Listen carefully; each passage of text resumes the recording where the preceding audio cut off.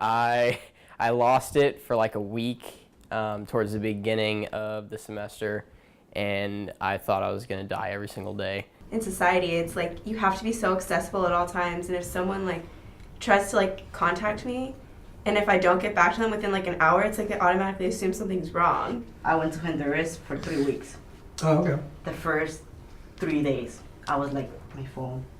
Like, I didn't have service, I didn't have Wi-Fi on there. I'm like, my phone. My mom would be like, do you miss the United States already? I'm like, no, I just miss my phone. It's kind of relaxing once you get past the initial, like, anxiety of the fact that people can't get in contact with you. I've grown to be dependent on it, and I've kind of accepted the fact that I am.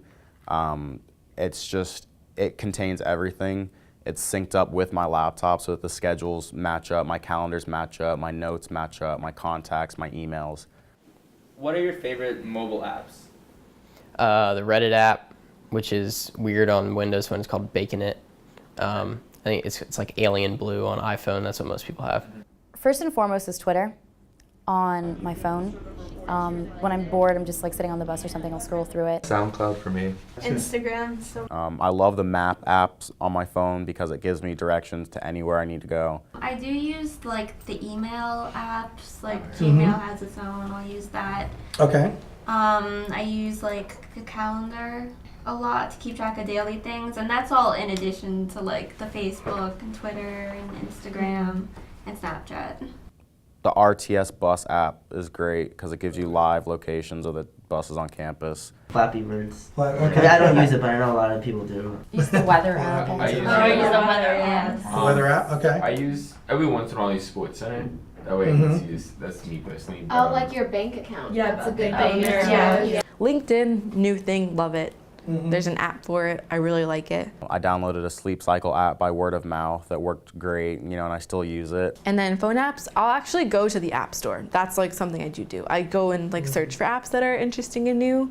I would just go on Twitter, and I got to go on tech blogs, and like they would just talk about like what's new and what's like hot. A lot of times, it's my girlfriend. I don't know why. She just finds like the random apps and games and stuff.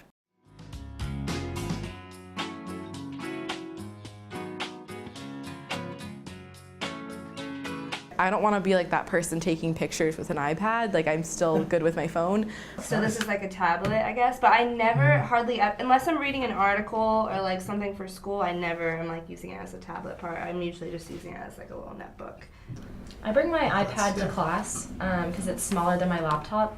I have like the iPad mini, and I just like take notes on that or use it for the internet or emails. I watch a lot of YouTube videos on it instead of like having my laptop and like in my bed with me because it's heavy and big and whatever. I'll just take my iPad. My phone's too little. I think they're just giant phones, honestly, in my opinion. I don't have one. I can see why they'd be useful. Well, I would never like replace my laptop with it. I know some people do that. They just are kind of like, oh, it's a small thing now, but like you can do so much more on your laptop. Yeah, I don't personally have a tablet or iPad, but I don't see the necessity. For everything that I can do on my tablet, I can do on my phone, and that's smaller.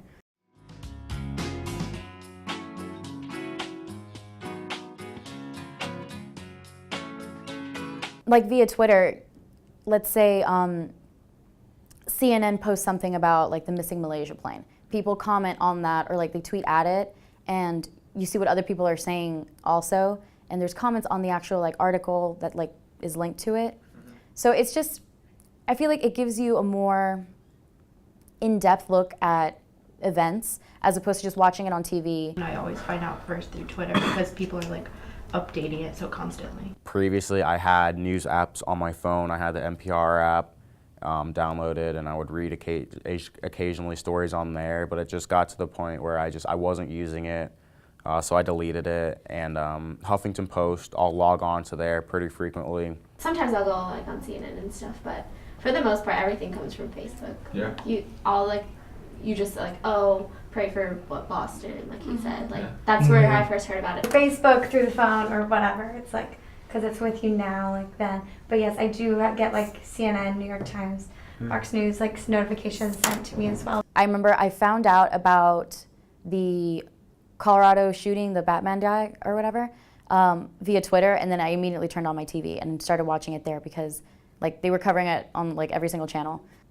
If I think it's something worth reading or looking into, I'll like retweet it or I'll tag some of my friends who I think would be interested in things like that. But it would have to be something that I feel, you know, very strongly about. I guess if it was big enough, then I'd go and like share it on Facebook. Unless it's something that's like absolutely shocking that I feel like no one else has posted about, then I will. But that's very rare.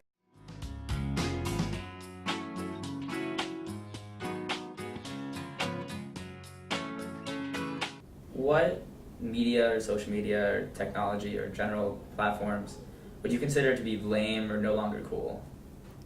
MySpace. Okay. Dumb to even say it, but MySpace is completely like gone. Okay, wow. MySpace? Is that a thing? MySpace. MySpace, okay. So far gone. And there's this thing called Spring Me. It was like the old form Spring, to ask like anonymous questions to people online. I feel like no one really uses that anymore. Oh, you know what's something that I've always thought was lame? Tinder. Okay. I can't hang with that. Oh, yeah. Oh, AOL Mail probably. AOL. I feel like AOL. Okay. Oh, AOL Instant Messenger. Forgot about that one. If you could design a perfect media device or platform, what would it be?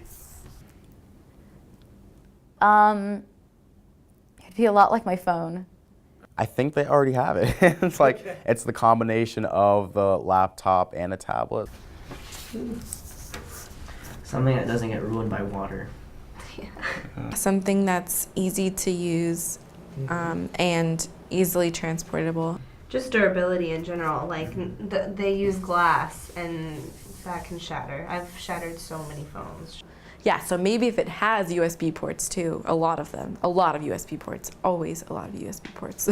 And something with more space, obviously. Like storage has always been an issue for me because I take a lot of pictures. I guess it would have to be like small and portable, but I mean, just like crazy, weird futuristic stuff, but like have to be small, obviously, but then you'd have to be able to make it big.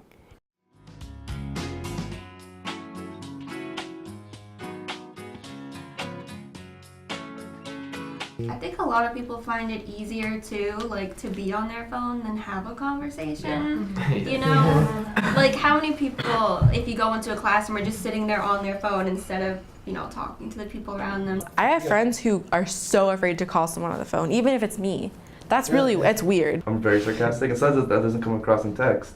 And then like people get offended, and I have to explain to them, I was just joking, like it was just sarcasm. Right. You know, if I was talking to them, you know, I could use a tone or voice or whatever to like get my message across differently. Back in the day, you had to go find somebody and just be like, hey, I think you're good looking. Do you want to go do whatever? And now it's like it's all set up on Facebook, and you get to check them out and see what they're like before you even say a word to them. I think that even though we're moving into this like typed kind of communication and like some kind of way where you're not with a person, it's still not gonna, we're always gonna have to work with people for the rest of our lives. So like that's not gonna go away. I try to do more face-to-face interaction just because it's different than like, you know, being on Facebook, you can act however you want. Like people put on a front and act all big and tough on Facebook, and then you get in an argument with someone, you'll say things you probably wouldn't say in person, but you're on Facebook, it's just, you're reading it.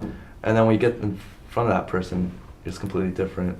And I don't know, just people are so used to like acting one way on Facebook and then in person. You know, on Facebook they might act like this super happy, like always, you know, energetic person. And you meet them in person, they're just like more like mellow and stuff. So I don't know, it's just different, like the way you get to know people nowadays.